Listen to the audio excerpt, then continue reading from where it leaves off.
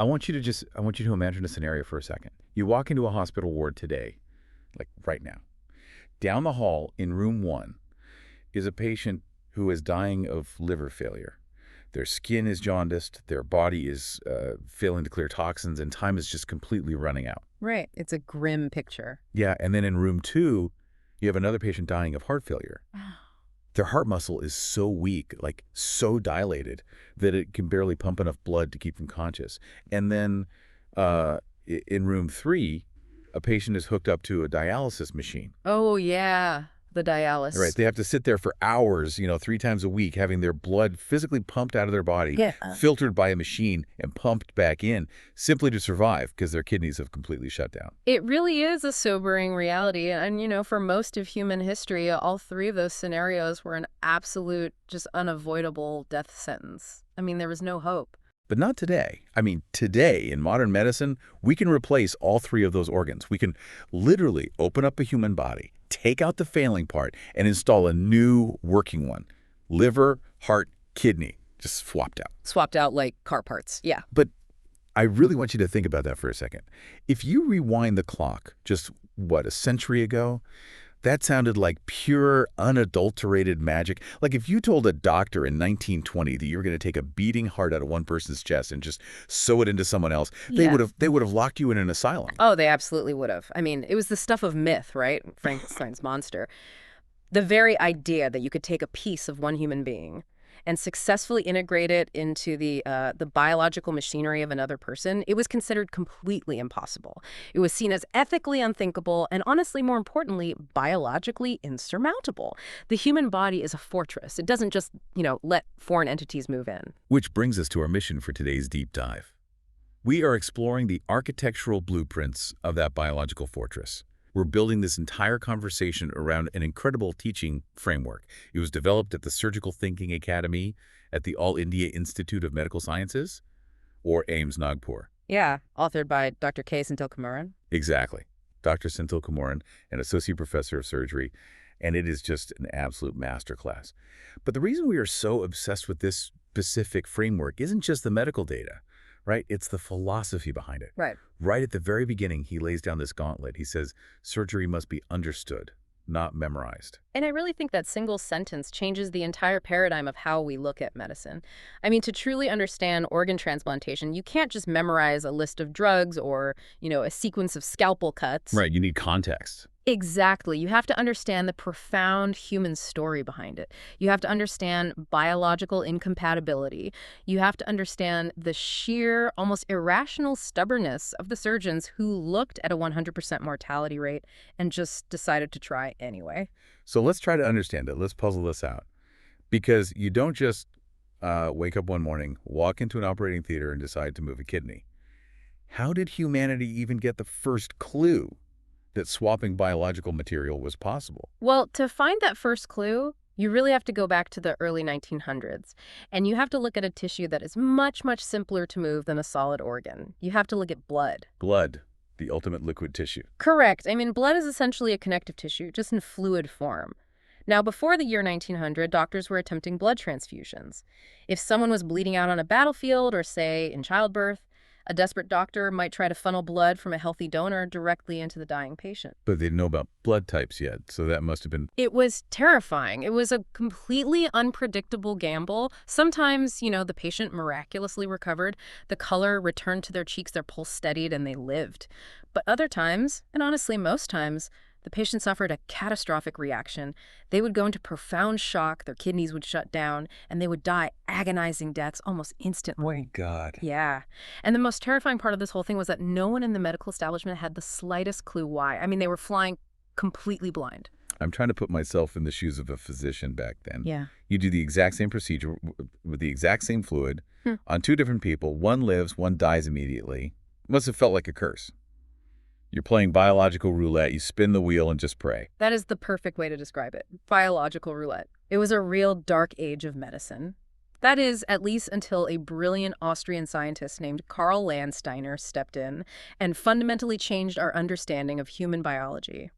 In 1900, Landsteiner discovered the ABO blood groups, Okay, so how did he actually do that? Like, what was the experiment? It was actually quite elegant. He took blood from different people, mixed it in test tubes, and just observed something fascinating. Sometimes the blood mixed perfectly, right? But other times, the red blood cells would violently clump together, a process we call agglutination. So he realized that blood isn't just, a generic red fluid that is identical in every single human being. Right, exactly.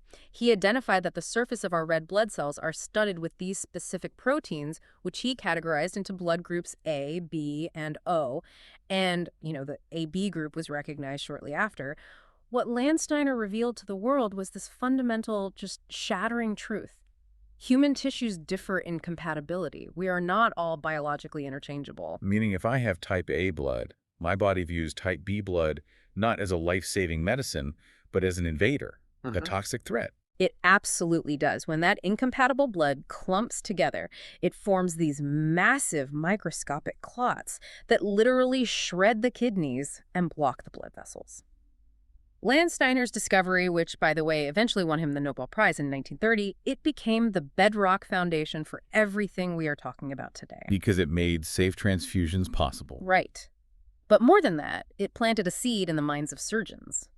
If the liquid tissue of blood has strict compatibility rules, well, what about solid tissues? Which perfectly leads us to the next massive leap. But it still wasn't whole organs yet, right? Good. The earliest successful solid tissue transplants were actually skin grafts. Yes, skin grafts. And the observations made during those early skin graft attempts are what truly cracked the code of the immune system. You see, surgeons in the early 20th century were trying to treat severe burn victims, and they noticed something very peculiar. If you took a piece of healthy skin from a patient's thigh and grafted it onto a severe burn wound on that exact same patient's leg, the skin survived. Blood vessels grew into it, it healed. Exactly. It integrated perfectly. We call that an autograft.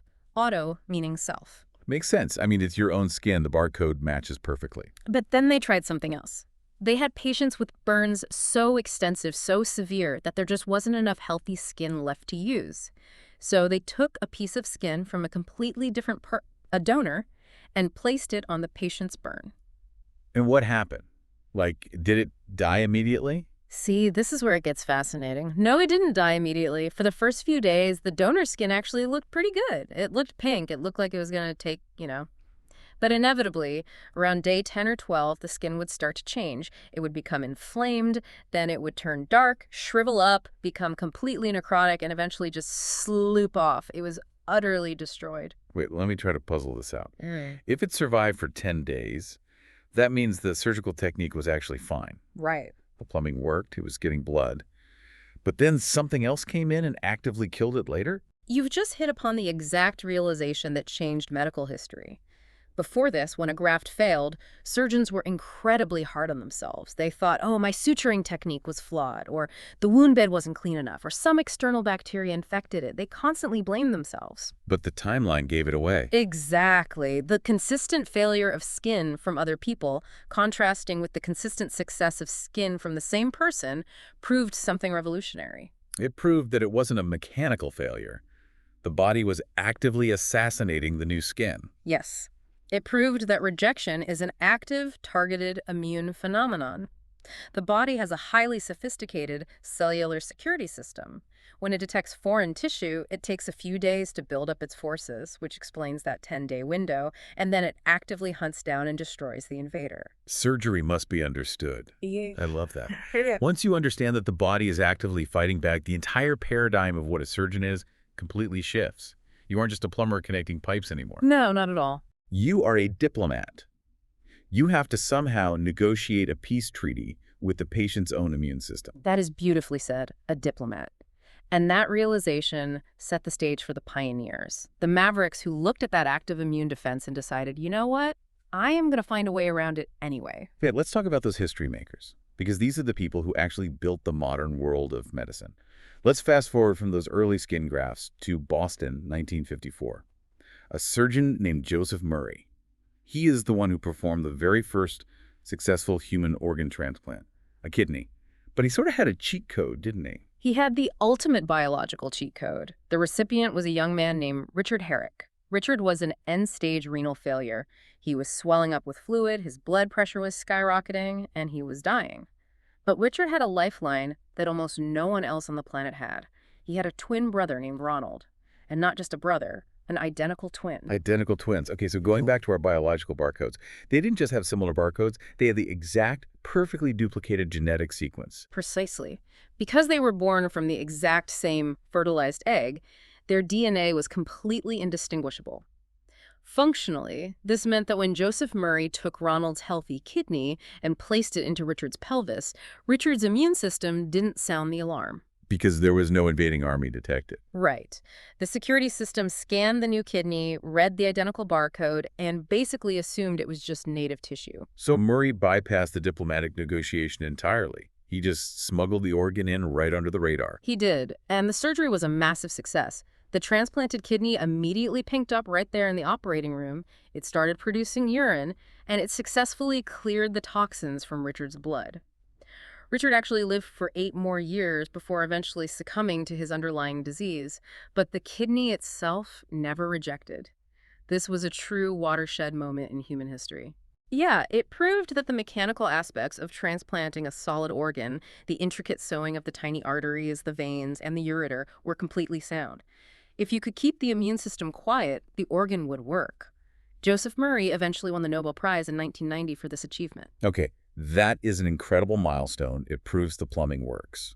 But you and I both know you can't build a global medical treatment entirely around identical twins. No, definitely not. I mean, the vast majority of people dying of organ failure do not have a genetic carbon copy just waiting in the hallway. So the next pioneer we have to discuss didn't have a cheat code. He had to face the immune system in open combat. Thomas Starzl. The Ames framework we are following calls him the father of modern transplantation. That title is entirely earned. Thomas Starzl's story is one of the most intense examples of sheer, unbelievable persistence in the history of science. In 1963, Starzl attempted the first human liver transplant. Now, you have to understand, the liver is a vastly different beast than the kidney. Well, the kidney is relatively small, it's encapsulated, and it has a very clear single artery and single vein. The liver, on the other hand, is massive. It sits right under your diaphragm. It is incredibly complex, and it is an absolute sponge of blood. It has multiple massive vascular inputs and outputs. And the early outcomes in 1963, I'm assuming it wasn't a clean success like Murray's kidney. Oh, it was an absolute disaster. The surgical challenges alone were staggering. When you try to remove a failing cirrhotic liver, the surrounding blood vessels are often engorged and incredibly fragile. Those early attempts resulted in massive, terrifying hemorrhage right there in the operating room. That sounds like a nightmare. It was. Furthermore, they didn't have good ways to preserve the organ on ice yet, so the donor livers were arriving damaged. And finally, without that identical twin cheat code, the immune system launched severe, overwhelming rejection attacks. Patients were dying on the table or shortly after. Imagine the psychological toll of that. You try to save a life, and the procedure itself is so violent and bloody that it fails catastrophically. The medical community must have turned on him. They absolutely did. Many brilliant, prominent surgeons of that era looked at Starzl's results and publicly declared that liver transplantation was simply impossible. They called it an unethical experiment. They demanded he stop. But he didn't. He refused to quit. Starzl was a force of nature. He went back to the lab. He endlessly refined the complex vascular surgery on animals. He pushed the boundaries of how to chemically preserve the organ outside the body. And most importantly, he was instrumental in driving the development of early immunosuppressive drugs to fight back against the rejection. Because of his absolute refusal to accept defeat, liver transplantation slowly climbed out of the Dark Ages. Today, the 1-year survival rate for a liver transplant is over 95%. From impossible and unethical to a 95% survival rate. I mean, that is the literal definition of a paradigm shift. And there is something truly bizarre about the liver itself that helped them, isn't there? It breaks some of the fundamental rules we just talked about. It truly is a physiological marvel. The liver is entirely unique among our solid organs. First off, it is vastly more immunologically tolerant than a kidney or a heart. We still don't completely understand all the mechanisms behind it, but the liver's sheer size and its unique cellular architecture seem to absorb immune attacks better. Better than other organs, you mean? Yes, so much so that it is incredibly forgiving. In some urgent life or death cases, surgeons can actually perform an ADO-incompatible liver transplant. Hold on, wait. You just said that crossing Landsteiner's blood groups causes immediate catastrophic clotting and death. Are you saying they put type A livers into type B patients? In extreme emergencies, yes. If you try that with a kidney, the kidney will turn black and die within minutes. But the liver can often absorb that mismatch, clear the attacking antibodies, and survive. It completely defies the standard rules. And second, the liver regenerates. It is the only solid organ in the human body that does this. It grows back, like a starfish. Exactly like that. This unique property is what makes living donor liver transplants possible. A healthy living donor can walk into an operating room and give away 55 to 70% of their total liver volume to a recipient. The surgeon literally cuts the liver in half. That's insane to me. I know. The recipient gets a piece, the donor keeps a piece. And over the next few months, both pieces will regenerate, growing new tissue until both individuals have a nearly full-sized, completely functional liver. That sounds like actual science fiction. Yeah. You cut an organ in half and it rebuilds itself. Think about what Starzl's persistence unlocked. There's a detail in our framework about a pediatric disease, biliary atresia. Yes. Biliary atresia is a devastating congenital condition where a baby is born without properly formed bile ducts. So the bile backs up into the liver, destroying it. Before Thomas Starzl figured out how to transplant livers, every single child born with severe biliary atresia died. There was a 100% mortality rate. Wow. There was no alternative therapy. None. Today, because Starzl refused to listen when the world told him it was impossible, those children receive liver transplants. They grow up. They have their own children. One man's stubbornness fundamentally altered the fate of an entire disease. It gives you chills, honestly. Okay, so we have Murray proving the plumbing works with identical twins. We have Starzl conquering the vascular nightmare of the liver. And then we get to 1967, the operation that completely stopped the world, Cape Town, South Africa. Christian Barnard performs the first human heart transplant. The heart transplant. This was the moment transplantation left the quiet halls of academia and became front-page global news. The heart has always held a mythical, poetic status in human culture. To move the core engine of life from a dead person into a living one was just earth-shattering. Who are the patients? The recipient was a man named Louis Washkansky, who was in the absolute terminal stages of heart failure. And the donor was a young woman named Denise Darval, who had tragically suffered fatal head injuries after being struck by a car.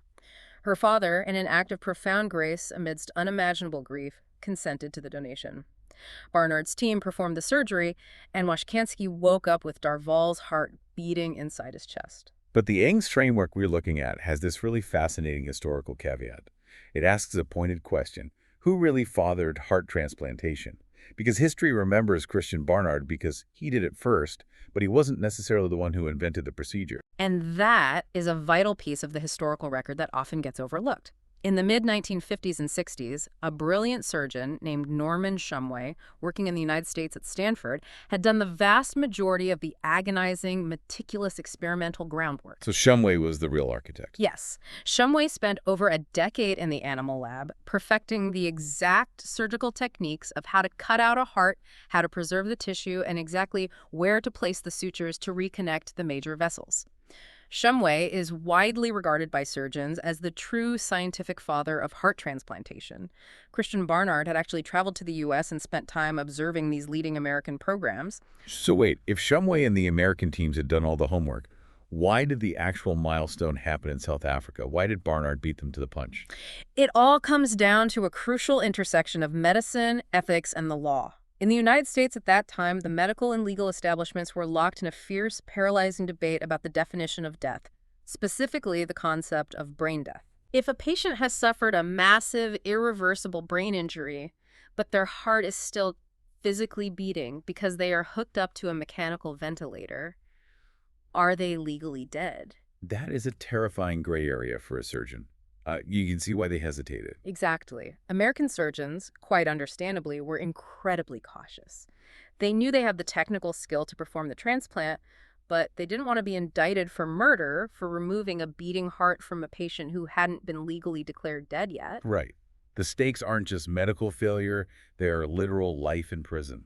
But the regulatory and legal environment in South Africa was different. It provided a slightly wider avenue for Barnard to move forward. Though it's important to note, even in South Africa, brain death wasn't fully codified yet. Barnard couldn't just walk in and take Denise Darval's beating heart. His team actually had to wait. What do you mean they had to wait? They took her off life support and waited in agonizing tension until her heart completely stopped beating on its own. They waited for natural circulatory arrest to ensure they were legally in the clear. Only then did they rapidly open her chest, retrieve the dead heart, and manually restart it. They waited for the heart to die, just to be legally safe, before taking it out to restart it in Washkansky. The sheer nerve that must have taken, knowing every second that heart sits still, it is sustaining cellular damage. It was an incredibly tense protocol, and it perfectly highlights why the concept of brain death, which we will dive deeply into later, absolutely had to be legally and ethically established for modern transplantation to thrive. Before we move on from the pioneers, there is one more story from this era, and honestly, this is the one that stuck with me the most. It's the story of Hamilton Nacke. Hamilton Nacke. His life is one of the most remarkable and frankly sobering narratives in the history of science. Nacke was a black South African living under the brutal, systemic racism of the apartheid regime. Because of these abhorrent laws, he was strictly barred from ever receiving formal training as a medical doctor, let alone a surgeon. The laws explicitly prohibited it. He wasn't even allowed to step foot in a medical school classroom. Right. So he began his career at the University of Cape Town as a groundskeeper. He was a laboratory gardener, mowing lawns and rolling tennis courts. But eventually, he was asked to help inside the surgical laboratory, initially just taking care of the animals. Cleaning cages, that sort of thing. Yes. But over time, observing the procedures, he began to assist. And what emerged was an extraordinary, once-in-a-generation natural aptitude for surgery. Despite having absolutely zero formal education, he became an absolute master of experimental surgery. He possessed incredibly steady hands and an innate understanding of tissue handling. He became so proficient at microscopic vascular techniques, sewing tiny blood vessels together, that many formally trained, prominent white surgeons actually came to his lab to learn operative technique from him. A man legally classified as a gardener was teaching top-tier, highly educated surgeons how to operate. It is the ultimate testament to raw talent and deep dedication, completely overriding a violently unjust system. It really is. For decades, his immense contributions were kept entirely in the shadows because of the politics of the time. It was only long after the fall of apartheid that he received the global recognition he deserved, including the Order of Mapungubwe, one of South Africa's highest honors. Our teaching framework includes a specific lesson from Nacke that I think perfectly bridges the gap between the history and the science. It's called Nacke's Vessel Lesson. He told his students, do not merely look for vessels, feel them. It is a profound piece of surgical wisdom. He taught that an artery has a thick muscular wall, and it's pulsatile. If you lay your finger on it, you can feel the rhythmic beat of the heart. A vein, however, has a thin wall. It is easily compressible, and there is no pulse. I was trying to picture what that means in an operating room. Imagine you are a mechanic trying to diagnose a running car engine, but you are completely blindfolded. Right. When a surgeon is deep inside an abdomen trying to remove a diseased organ, there is often inflammation, scar tissue, and significant bleeding obscuring the anatomy. Your vision can totally fail you. You literally can't see the pipes. But Nacke taught them to rely entirely on tactile feedback, to see with their fingers in the dark. Precisely. Tactile feedback rarely lies. The pulse of an artery will guide you when your eyes cannot. It is a fundamental lesson that every great surgeon eventually learns, and it was pioneered and taught by a man who wasn't even legally allowed to call himself a surgeon. Surgery must be understood, not memorized.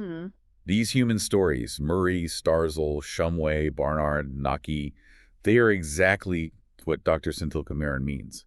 Every sterile protocol we use in a modern hospital today was built on the blood, sweat, and sheer audacity of these people. But as we move forward in our deep dive, we have to transition. We know Joseph Murray succeeded because he had identical twins. Yep. But what happens when you don't? What happens when you take a foreign organ and drop it into a normal, genetically different person? Well, when you do that, you are dropping that highly complex tissue into an invisible, microscopic war zone. You are intentionally triggering the immune battlefield. And to understand how to survive that battlefield, we first need to define the weapons, the soldiers, and the terrain. We need to look at the deep immunology of rejection. Okay, let's gear up. We're stepping onto the battlefield. What are the rules of engagement? First, we need to categorize the specific types of tissue transfers, or what we formally call grafts. We've already mentioned the autograft. Auto meaning self. That's tissue moved from one part of your body to another. The skin graft from the thigh to the leg, or taking a vein from your leg to bypass a blocked artery in your heart. Because every single cell contains your exact DNA, the immune system ignores it. There is zero rejection. The security system scans the tissue, recognizes its own ID badge, and waves it through. Exactly. The next category is the isograft. Iso meaning equal. This is a transplant between genetically identical individuals, identical twins like Richard and Ronald Herrick. Again, the DNA is an exact duplicate, so the ID badges are perfectly forged. The immune system sees no threat, and there is no rejection. Okay, so auto is self, iso is twin. But those are the rare exceptions. What is the standard? The standard, the absolute vast majority of all clinical transplants performed worldwide today, is the allograft. Allo meaning other. This is a transplant between two different human beings who are not genetically identical. Like a kidney from a deceased donor. Exactly. Yeah. Or a partial liver from a cousin, a heart from a stranger. In an allograft, the genetics are inherently different. The ID badges do not match. Therefore, the immune system will recognize it as a foreign invader and it will attack it. Rejection is guaranteed unless we actively intervene with heavy systemic immunosuppressive drugs. So an allograft is basically an intentional infection from the body's perspective. It's a massive foreign object. Is there anything more extreme than an allograft? There is the xenograft. Xeno, meaning foreign or strange. This is a transplant between entirely different species. For example, taking a heart valve from a pig and putting it into a human. Or the cutting-edge experiments using whole gene-edited pig kidneys. Which we'll talk about later. Oh, absolutely. The genetic chasm between a human and a pig is massive, so the immune response is incredibly violent, rapid, and destructive. Okay, so we keep talking about the immune system recognizing these ID badges or barcodes on the cells. But what are they actually made of? How does a white blood cell actually see that a kidney cell comes from a different person? To understand that, we have to dive into the molecular core of transplant immunology. We have to talk about the HLA system. HLA stands for human leukocyte antigen. These are complex protein structures that sit on the outer surface of your cells. They are the physical embodiment of that barcode. And where do they come from? The blueprints for building these specific proteins are encoded on a very specific area of your DNA, specifically on chromosome 6. Chromosome 6. Okay, I'm with you. How does this HLA system actually function on the ground in the body? Think of the HLA system as the communication interface between your tissues and your immune system. Our framework breaks it down brilliantly into two main classes, and they have very different jobs. Let's look at Class I HLA first. Okay, Class I. Class I includes the subtypes we call HLA-A, HLA-B, and HLA-C. These specific protein badges are present on the surface of virtually every single nucleated cell in your entire body. Every heart cell, every liver cell, every skin cell is constantly holding up this Class I badge.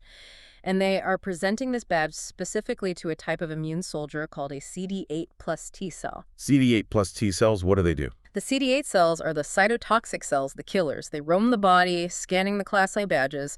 If a CD8 cell spans a cell and the badge doesn't match, meaning it's foreign, the CD8 cell injects toxic enzymes into that cell and forces it to commit cellular suicide.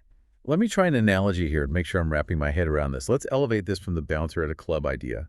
Let's think of the immune system like a highly sophisticated military airspace defense network. I like where this is going. So Class I HLA is like the automated IFF identify friend or foe transponder on every single aircraft in the sky. Oh, Every commercial jet, every helicopter, every cell is pinging out this basic signal A, B, C. The CD8 key cells are the automated surface-to-air missile batteries. They are constantly scanning the sky. If they ping an aircraft and the transponder comes back with the wrong code or no code at all, they don't ask questions, they just immediately shoot it down. That is a highly accurate, very visceral analogy. The CD8 cells are the frontline automated defense. So if that is Class I, what is Class II? Well, according to the framework, Class II HLA includes subtypes HLA-DR, HLA-DQ, and HLA-DP. And the key difference is that these are not on every cell. They're only found on specialized cells called antigen-presenting cells. Exactly. Antigen-presenting cells, or APCs, are the specialized scouts and intelligence officers of the immune system. Macrophages, dendritic cells, and B cells. Their entire job is to eat foreign material, chop it up, and display the pieces on their surface using these Class II badges, DR, DQ, DP. And who they present this to?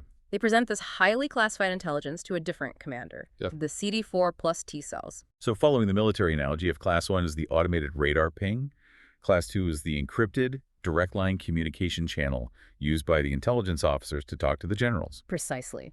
The CD4 cells are the generals. They are the helper key cells. If a CD4 general receives a foreign Class II badge from a scout, it doesn't just shoot down one cell. It realizes the entire system is under attack. The general orchestrates a massive systemic immune cascade.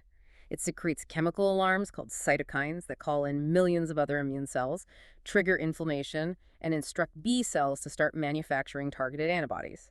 It starts a full-scale war. That makes perfect sense.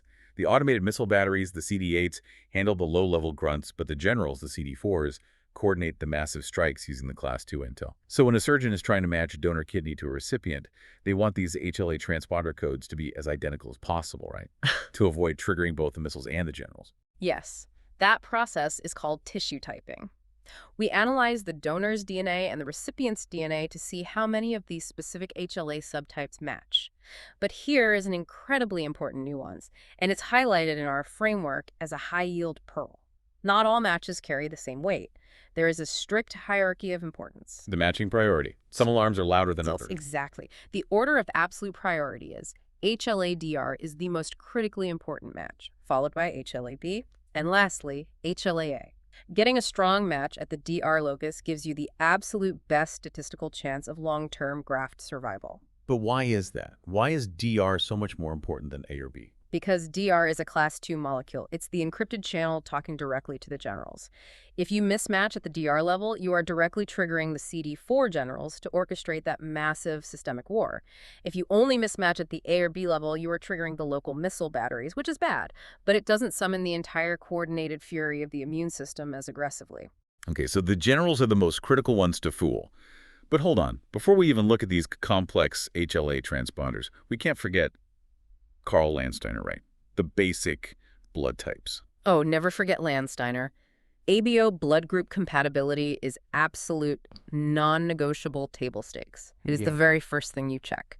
O is the universal donor, AB is the universal recipient. Right. If you try to transplant a kidney across incompatible blood types, the body doesn't even need T cells to react. The recipient already has millions of natural antibodies floating in their blood that will immediately attack the organ the second the blood flows into it. If you get the blood type wrong, all the intricate HLA matching in the world is completely useless. The organ will be destroyed in minutes. Okay, so we've checked the blood type. It matches. We've done the tissue typing. We've got a good DR match. We're ready to roll the patient into the operating room. Not quite. There is one final, ultimate, fail-safe security checkpoint. It is a physical test performed in the laboratory hours before the surgery begins. It's called the cross-match. The cross-match. The framework describes this as mixing recipient serum with donor lymphocytes. Walk me through what that actually looks like in the lab and what exactly we are hunting for. We are hunting for hidden assassins. We want to know if the recipient is secretly already armed and waiting for this specific donor. You take a sample of the recipient's blood serum. This is the clear fluid of the blood that contains all of their circulating antibodies. Then, you mix that serum in a test tube with lymphocytes, which are white blood cells taken directly from the specific donor. But why would the recipient already have antibodies against a stranger's kidney? That's the million-dollar question. They might have developed them from a previous blood transfusion, from a prior failed transplant, or even from pregnancy. During pregnancy, a mother is exposed to the father's foreign HLA antigens through the fetus, and she can build antibodies against them. Ah, that makes sense. Yeah. If the recipient has preformed antibodies against the donor's specific HLA profile, the moment you mix them in the test tube, those antibodies will violently bind to and destroy the donor cells. And that is a positive cross-match. Yes. And in the world of solid organ transplantation, a positive cross-match is an absolute hard stop. It is a strict contraindication to surgery because if that violent destruction happens in a tiny plastic test tube in the lab, it will happen exponentially faster and more violently inside the patient's body. I can't even imagine. If a surgeon ignored a positive cross-match and proceeded with the operation the second they removed the vascular clamps and allowed the recipient's blood to flow into the new kidney, it would be catastrophically rejected before they even had time to stitch the abdomen closed. Wow. The organ would literally die right there on the table. Yeah. Which perfectly transitions us to the next phase of our understanding. We know that rejection happens. Now we need to understand how it happens. Let's look at the specific types of rejection. The ASOMS framework gives us a really clean memory line to keep the mechanism straight. It is an excellent mnemonic device. The memory line is hyperacute equals antibody, acute equals T cell, chronic equals fibrosis. Let's unpack the pathology behind each of those, starting with the most violent, hyperacute rejection.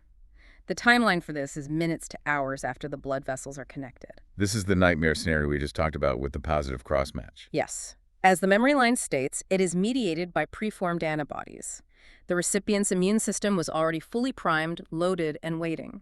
The moment the recipient's blood rushes into the new organ, these thousands of antibodies instantly bind to the endothelial cells, the delicate inner lining of the blood vessels inside the transplanted graft. And what does the antibody actually do when it binds? Does it just like block the vessel? Oh, it's much more destructive than that. When the antibodies bind in massive numbers, they trigger something called the complement cascade. The complement system is a series of proteins in the blood that, when activated, literally assemble themselves into microscopic drills called membrane attack complexes. These drills physically puncture holes in the cells lining the blood vessels. Through holes in the pipes. Exactly. The blood vessels are shredded.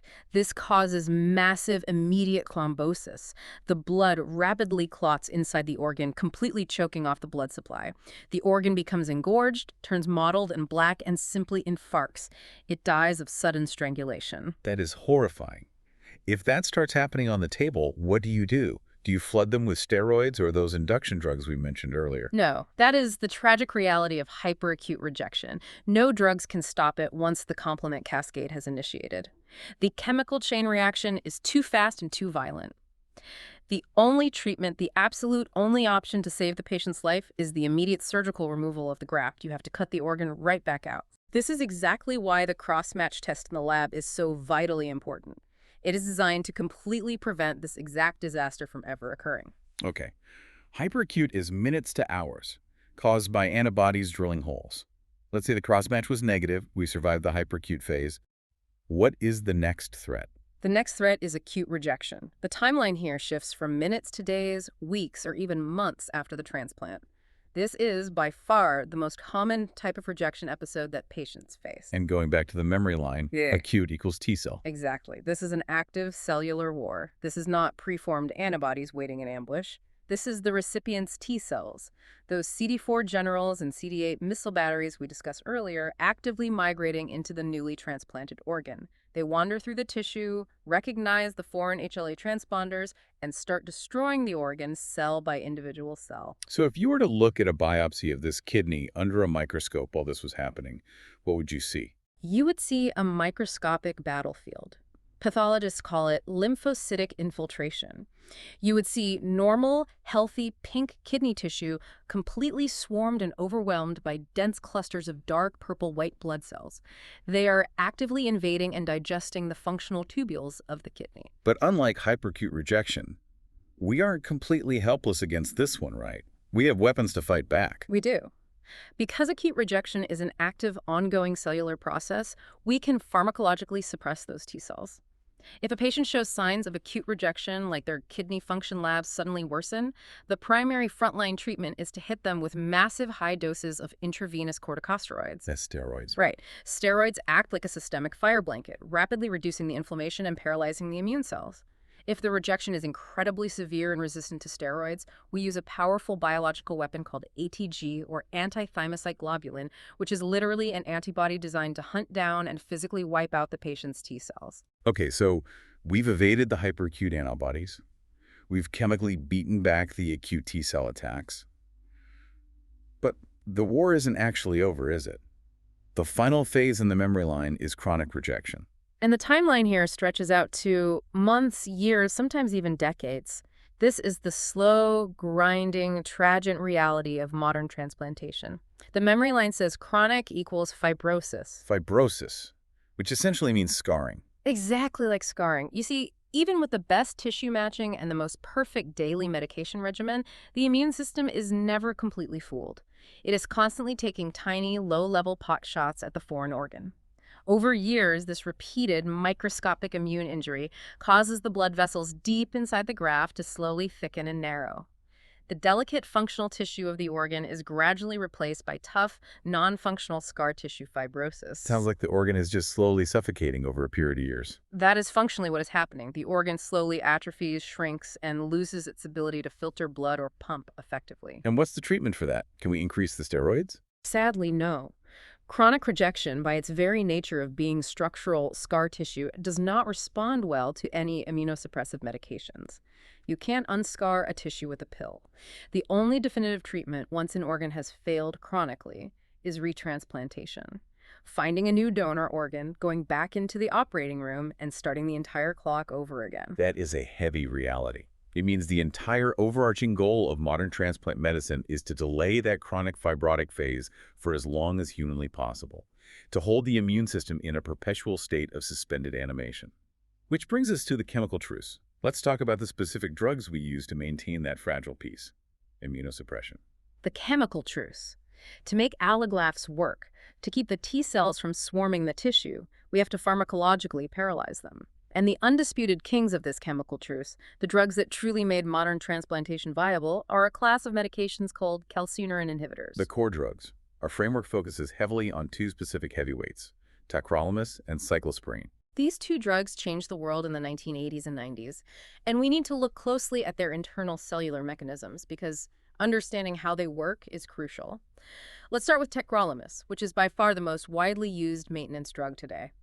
Tacrolimus works by physically entering the cytoplasm of the T cell. Once inside, it binds to a specific carrier protein called FKBP. Okay, tacrolimus binds to FKBP inside the T cell. What does that complex actually do? When tacrolimus binds to FKBP, it creates a molecular blockade that inhibits a crucial enzyme called calcineurin. Now, normally, calcineurin's job is to activate a pathway that tells the T cell to travel into the nucleus and start producing a chemical called interleukin-2, or IL-2. What is IL-2? Think of IL-2 as the chemical megaphone that T cells use to call for backup. When a T cell detects an invader, it screams IL-2 into the bloodstream, which triggers millions of other T cells to rapidly multiply and attack.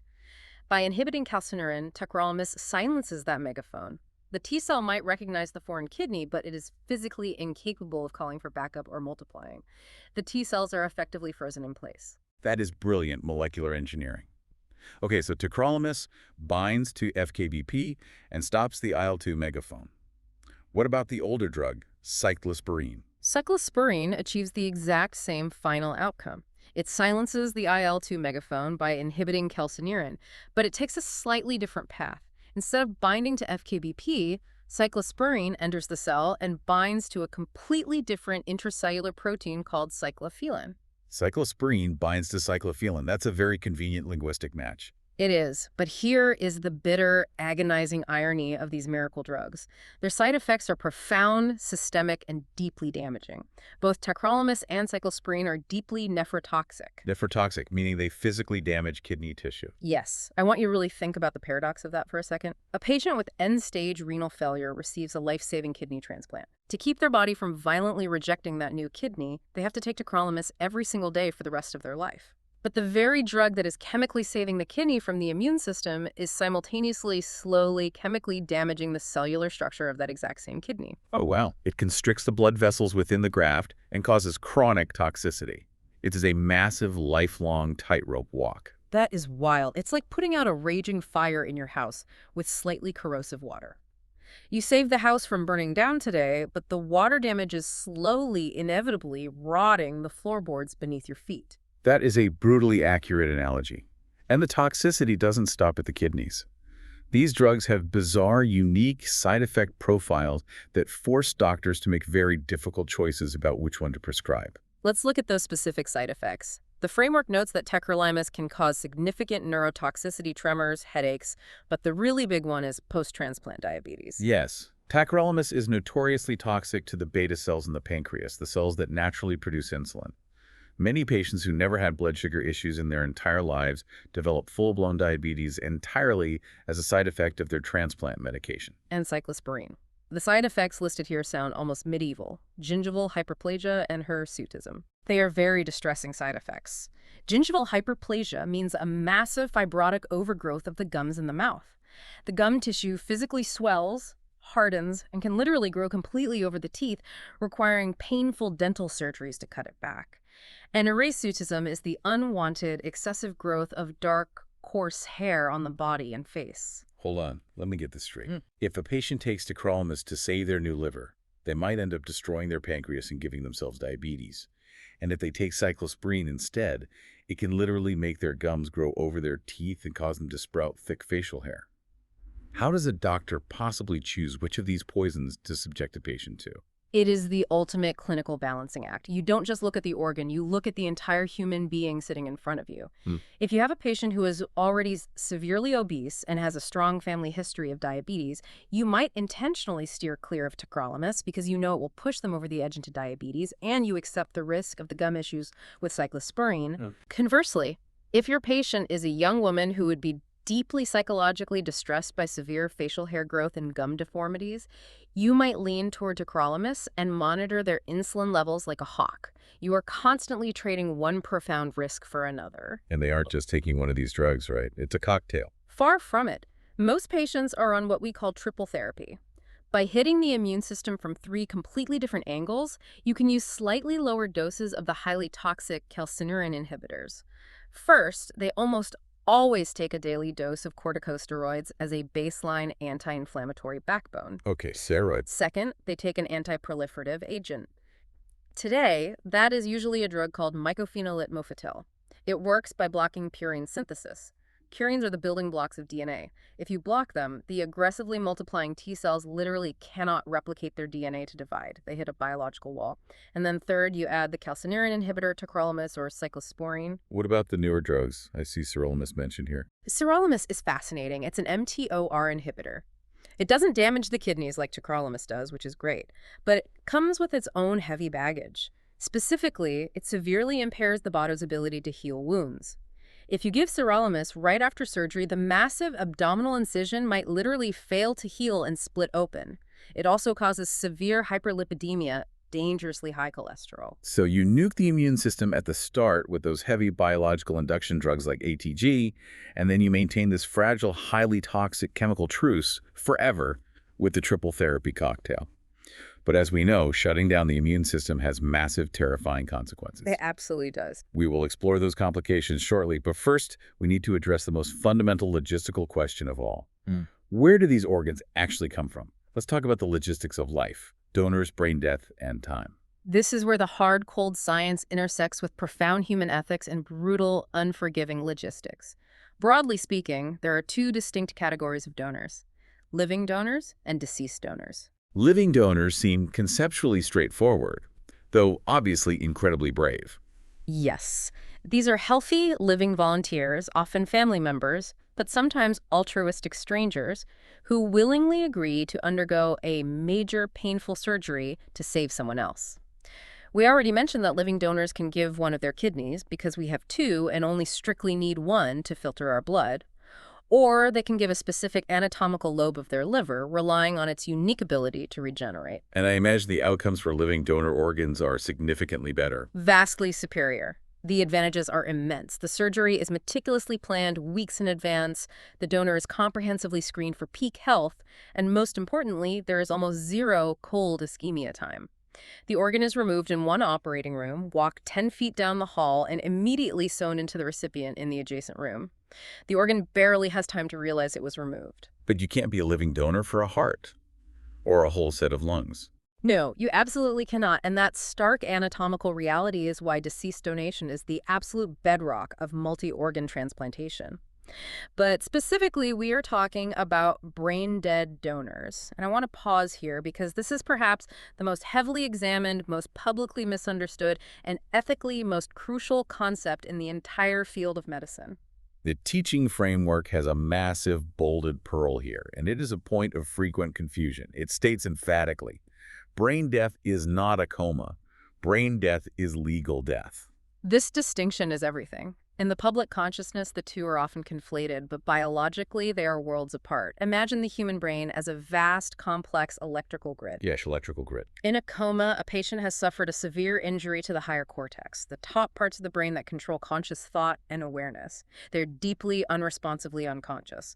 But the brainstem, the primitive, robust stalk at the absolute base of the brain that acts as the central fuse box controlling automatic life functions, is still alive and receiving blood. So they can still do basic things.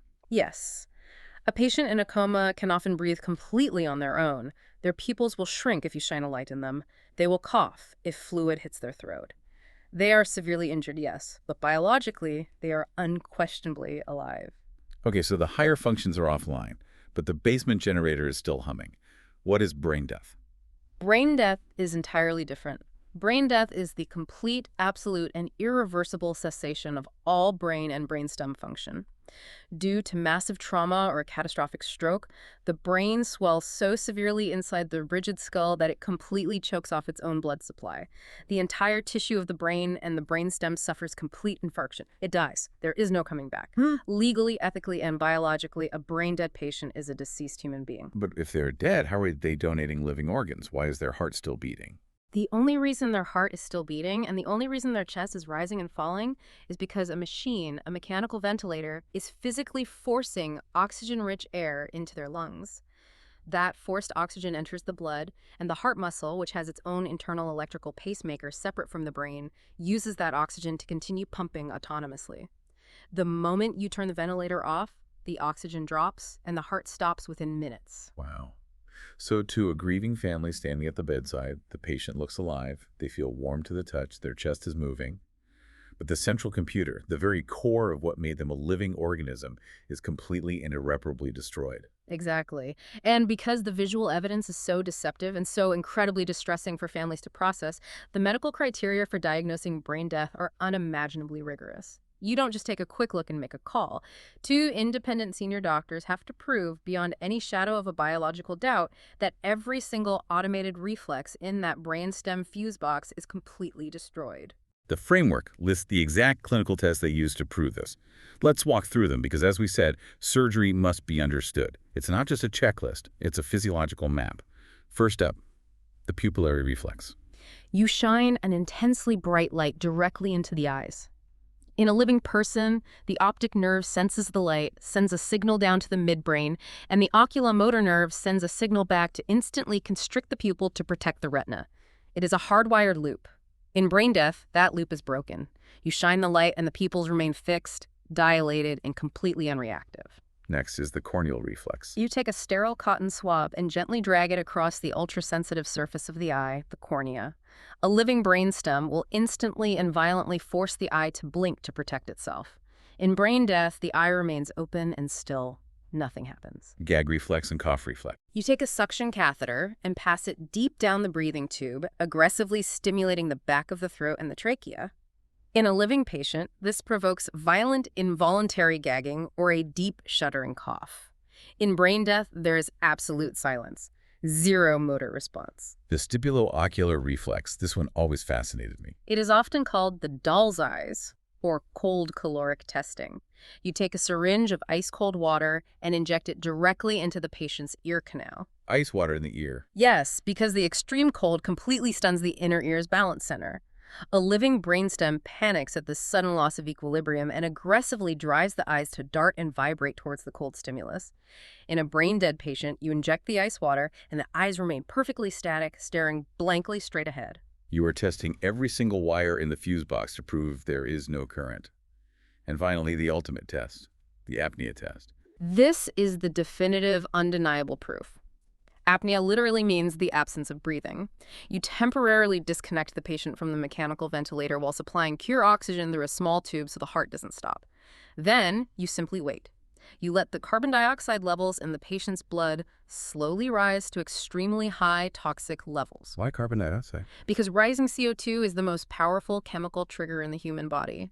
In any living human, skyrocketing CO2 acts as an overwhelming, deafening alarm bell to the medulla at the bottom of the brainstem, forcing the diaphragm to violently contract and take a gasp of air. You cannot consciously stop it. During the apnea test, if the CO2 rises to highly toxic levels and you watch the patient's chest for 10 minutes and there is not even the slightest flicker of an attempt to take a breath, the brainstem is definitively dead. The test is positive. Yeah. The time of death is legally declared at that exact moment. It is incredibly heavy. Yeah. But it is this exact, rigorous, mathematically precise certainty that makes deceased donor organ donation ethically permissible. You are retrieving functioning organs from a person who has already biologically passed away to save the lives of up to 8 other people. Yes, and it requires immense grace from the donor families. In India, where our source framework originates, this entire complex process is strictly governed by a specific legal framework. It's governed by the THOA, the Transplantation of Human Organs and Tissues Act. It was initially enacted in 1994, largely to legally recognize brain death for the first time and to strictly outlaw commercial organ trading, and it was heavily amended in 2011 to streamline the donation process. The entire national grid matching donors to recipients across the country is coordinated by a central government agency called NATO, the National Organ and Tissue Transplant Organization. So the patient is legally declared brain dead. The family, in a moment of unimaginable grief, bravely consents to donation. The specialized surgical procurement teams fly in, they open the chest and abdomen, they identify the vessels, and they prepare to remove the organs. And this is where the clock starts ticking. The clock is the absolute terrifying enemy of the transplant surgeon. The moment you clamp the main blood vessels and physically cut the organ out of the donor's body, its blood supply is gone. It immediately begins to suffocate and die from lack of oxygen, a process called ischemia. To slow this cellular death down, the surgical team rapidly flushes the organ with highly specialized freezing cold preservation fluids and then literally packs it in layers of sterile ice inside a cooler. Like dropping it into suspended animation. Exactly. The extreme cold drastically drops the organ's metabolic rate. It slows down its demand for oxygen. This duration, from the exact second the organ is flushed with cold fluid and goes on ice, to the exact second it is sewn into the recipient and warm blood flows through it again, is called the cold ischemia time, or CIT. And the framework gives us the maximum safe windows for each organ. This data blew my mind because of how wildly different the organs are. The shortest time, the most fragile organ, is the heart. You have a maximum of 4 to 6 hours on ice. Lungs are slightly better, 6 to 8 hours. The liver is tougher, bit more resilient, 8 to 12 hours. The pancreas gives you 12 to 18 hours, and the absolute marathon runner is the kidney, which can survive a staggering 24 to 36 hours on ice. This profound difference in cellular biology dictates the entire logistical reality of the operation. The kidney is incredibly robust. 36 hours means you have the luxury of time. You can pack a kidney in a cooler, put it in the cargo hold of a standard commercial flight halfway across the country. The recipient can be casually called at home, told to drive to the hospital, admitted, calmly put on dialysis for a final clean-out, and prepped for surgery. It is a controlled, orderly process. But the heart, 4 to 6 hours is absolutely nothing. So when we see those dramatic movie scenes of a doctor sprinting through an airport terminal with a red and white ice cooler, jumping into a waiting helicopter with the rotors already spinning, the stakes of that drama depend entirely on what is actually inside the box. If it's a kidney, they have a day and a half. They could probably stop for a coffee and walk to the gate. But if it's a heart, they're literally racing the clock from the exact second the clamp goes on. Precisely. The logistics for a heart transplant are a high wire act. The recipient in the destination hospital is already fully anesthetized and asleep on the operating table. Their chest is already sawed open, they are hooked up to the bypass machine, and the surgeon is actively cutting their failing heart out of their chest before the donor heart has even landed at the local airport. Wait, really? Before it's even landed? Yes. The timing has to be flawless. It requires chartered jets, waiting helicopters, police escorts blocking off highways, zero delays. Because if you get stuck in traffic and hit hour 7, that heart has suffered too much cellular death. It will simply refuse to beat when you rewarm it. The patient on the table will die. It's a logistical ballet with the highest possible stakes imaginable. So the helicopter lands, the cooler is rushed into the operating room, the clock stops. But having a healthy organ on ice doesn't mean anything if you can't physically plumb it into the new body. How do you actually install a foreign organ? Let's focus on the absolute gold standard, the procedure that happens most often: renal transplantation. Renal or kidney transplantation is considered the prototype because it is, by far, the most frequently performed solid organ transplant worldwide. It is the definitive life-changing treatment for end-stage renal disease. The most common reason people need it, what we call the commonest indication, is diabetic nephropathy. Over decades, poorly controlled high blood sugar physically destroys the delicate filtering tufts inside the kidneys. Other major causes are severe, uncontrolled hypertension and chronic inflammatory diseases like glomerulonephritis. Now, regarding the actual surgical technique of installing the new kidney, there's a detail here that completely threw me. The framework states, graft placed in the iliac fossa, native kidneys usually left in situ. Wait a minute, they don't take the old broken kidneys out. Usually no. We leave them right where they are. I thought it was misunderstanding that. They just leave them in there like old, disconnected, rotting plumbing. And they install the shiny new kidney down in the pelvis, the iliac fossa. Why on earth wouldn't a surgeon just take the bad ones out and put the new one right back in the exact same spot nature intended? It's an excellent question, and it comes down to a fundamental surgical principle: minimizing unnecessary trauma. You have to understand the anatomy. Your native kidneys are tucked very high up in the back of your abdominal cavity, right under your ribs.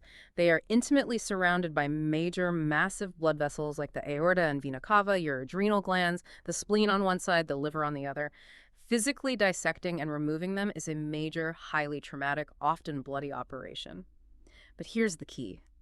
Those old kidneys, even if they are completely shriveled and no longer filtering a single drop of urine, usually aren't actively hurting you. They're just sitting there quietly as small nubs of scar tissue. So why subject a frail, sick patient to a massive, dangerous extraction surgery if you absolutely don't have to?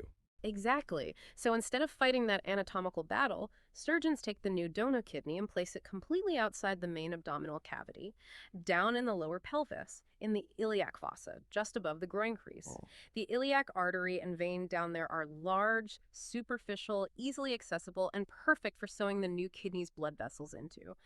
Furthermore, the bladder is sitting right next door in the pelvis, so the new ureter, the tube that carries the urine, only has to travel a few inches to be plugged in. It is anatomically cleaner, vastly safer, the blood loss is minimal, and the patient's recovery is much faster. You only ever subject the patient to a native nephrectomy, taking the old ones out, if they're actively trying to kill the patient, like if they're massively enlarged with infected cysts, or if they're secreting hormones causing uncontrollable malignant high blood pressure. Surgery must be understood. That logic is bulletproof. You minimize the trauma to maximize survival. Let's briefly touch on the other organs before we look at the dark side of all this. We've talked deeply about the liver, which is mostly transplanted for severe cirrhosis or acute failure from toxins, and the heart for end-stage failure, like dilated cardiomyopathy. What about lungs and the pancreas? Lungs are incredibly delicate. They are typically transplanted for patients suffocating from severe COPD or emphysema, where the air sacs are destroyed, or for patients with pulmonary fibrosis, where the lungs turn to stiff scar tissue. And crucially, for young patients born with cystic fibrosis. The pancreas is a fascinating paradigm. It is almost exclusively transplanted for patients suffering from severe, brittle type 1 diabetes. These are patients whose own immune system long ago destroyed the beta cells in their pancreas. They have completely lost the ability to manufacture insulin. Their blood sugars swing wildly, causing repeated comas. And very often, because decades of that severe diabetes has also utterly destroyed their kidneys, they undergo what we call an SPK, a simultaneous pancreas and kidney transplant. They get both at the exact same time. Yes, they are wheeled into the operating room dependent on a dialysis machine to clean their blood and dependent on constant insulin injections to survive.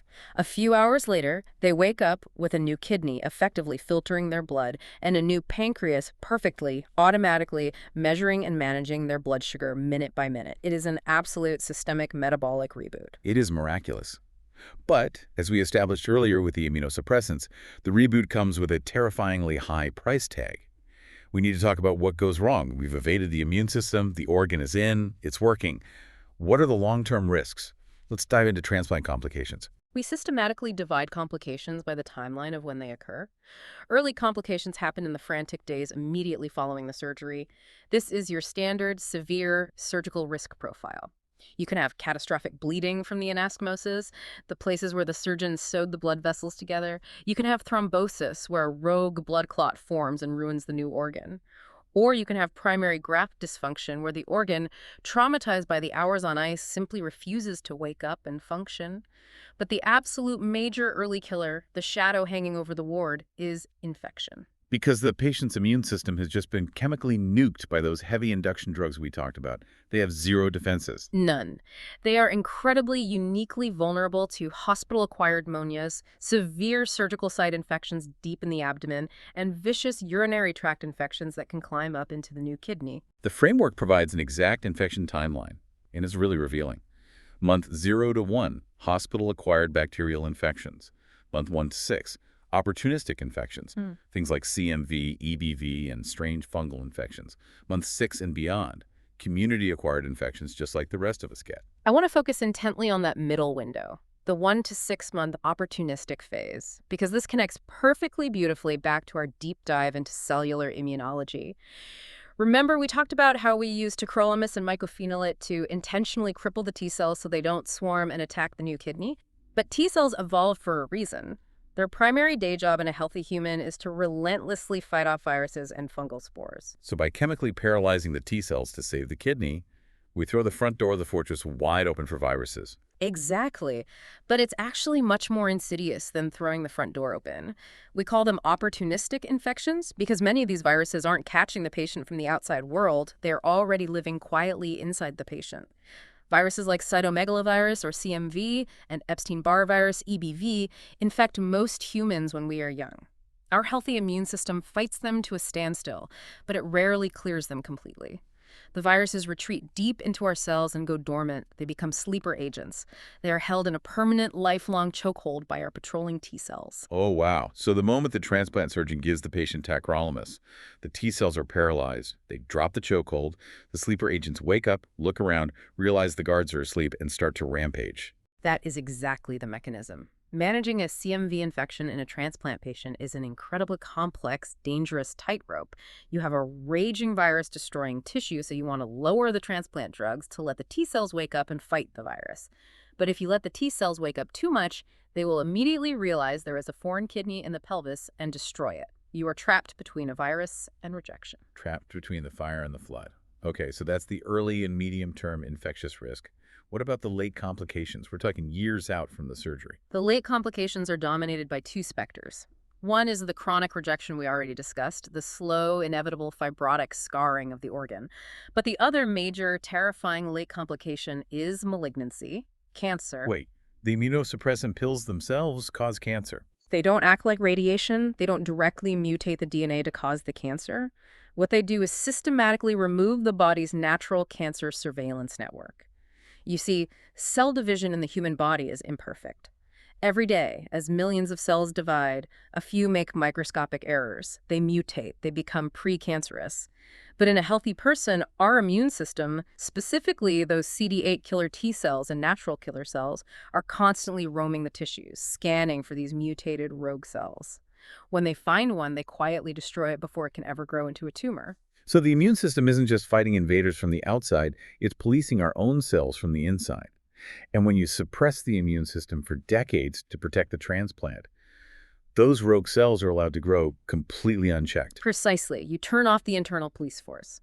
The framework specifically highlights two post-transplant malignancies as absolutely critical to understand. The first are skin cancers, Like melanoma. more commonly squamous cell carcinoma.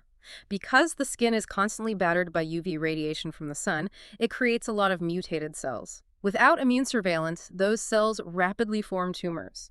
Transplant patients have to be incredibly, almost obsessively careful with sun exposure and see a dermatologist constantly.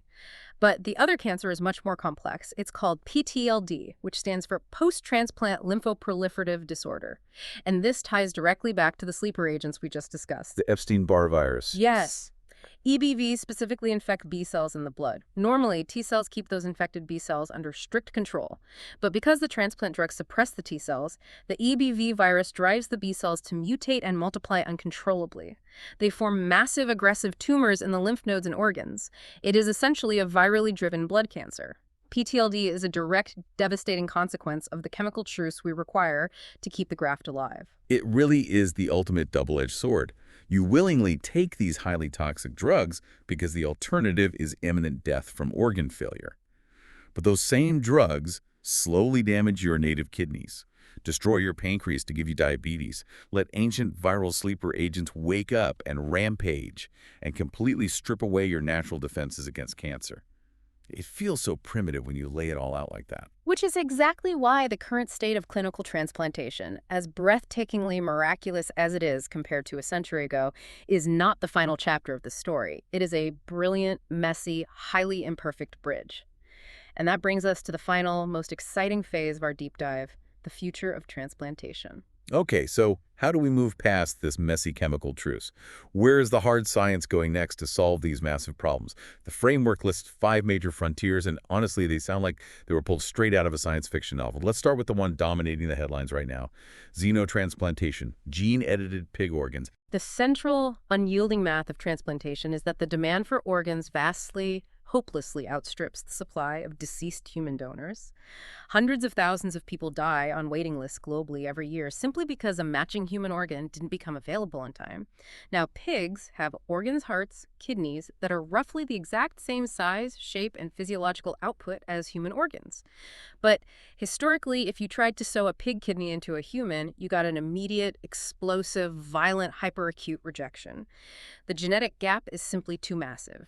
The human antibodies instantly rip the pig tissue apart. So how do we fix a genetic gap that wide? We don't fix the human, we edit the pig. Using revolutionary gene editing technologies like CRISPR, scientists are now actively breeding lines of pigs with highly customized, heavily edited genomes. They go into the pig's DNA and physically knock out the specific pig genes that produce the surface antigens that our human antibodies attack. And then they insert human genes into the pig's DNA to make the pig organ look more human to our immune system. We are literally engineering complex animals to serve as custom organ factories.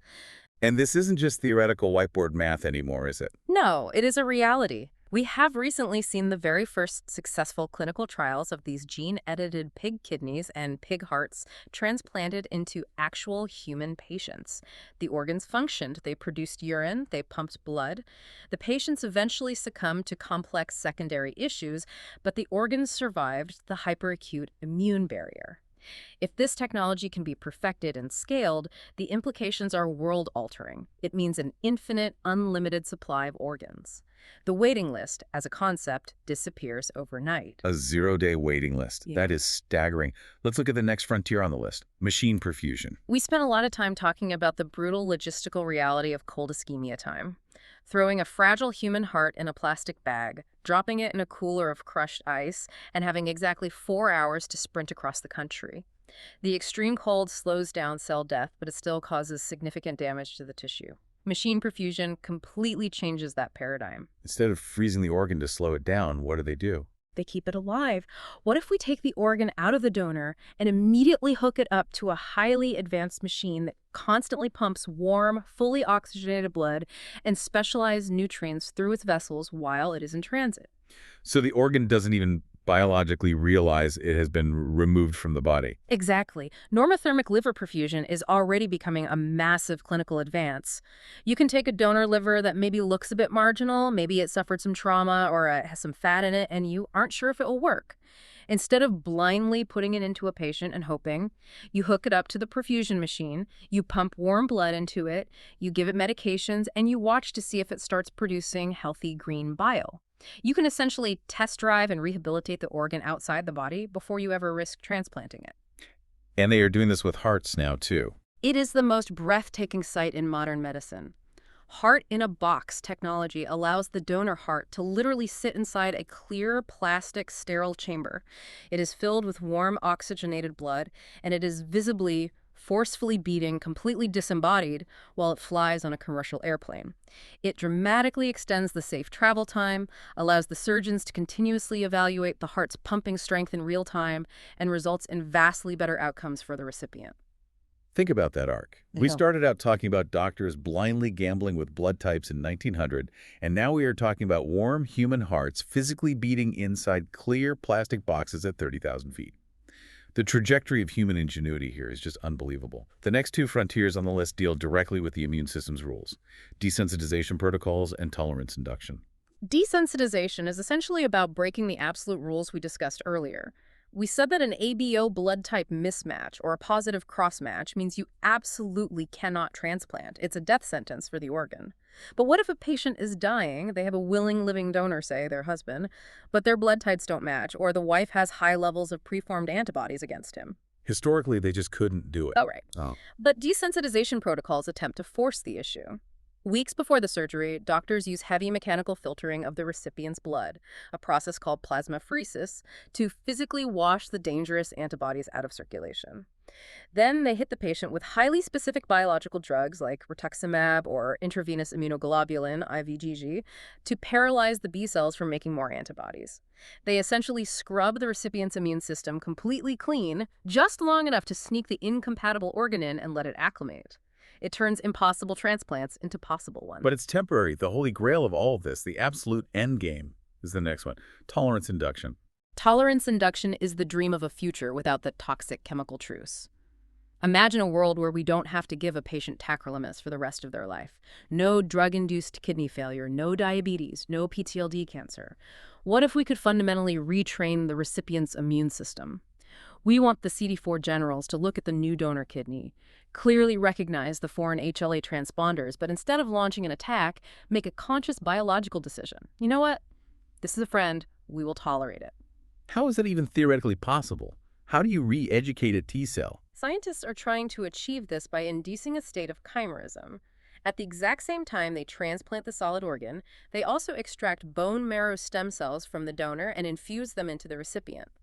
The goal is to get the donor's immune stem cells to take root inside the recipient's bones, creating a hybrid chimeric immune system. If the recipient's body is actively producing both their own immune cells and the donor's immune cells, it learns to view both sets of HLA barcodes as self. If we can consistently crack tolerance induction, we solve the major late complications of transplantation forever. The patient takes drugs for a few months, tapers off, and lives a completely normal life. And finally, the ultimate sci-fi concept on the list: bioengineered organs and 3D bioprinting. If xenotransplantation is taking a pig organ and hiding it from the immune system, bioengineering is deciding to just build a brand new custom human organ completely from scratch.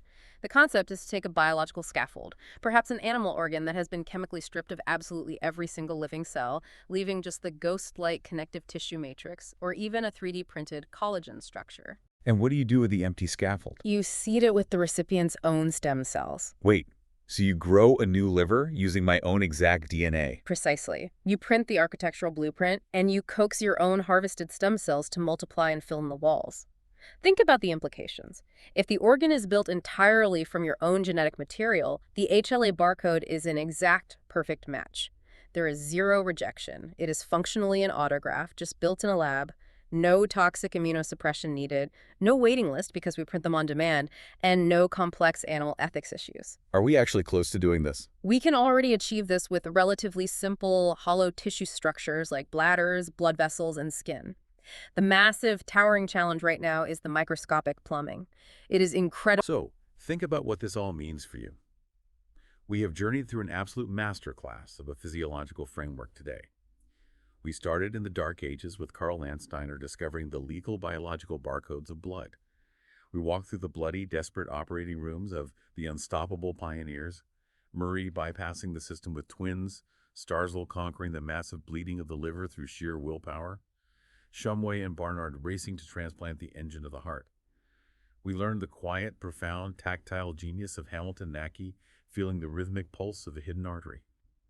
We mapped out the complex military network of the HLA immune system, the terrifying hole-drilling mechanisms of hyperacute rejection, and the delicate, highly toxic chemical truce of tacrolimus we use to fight it. We explored the stark, mathematically precise legal realities of brainstem death and the frantic helicopter-fueled logistics of keeping an ischemic organ alive on ice.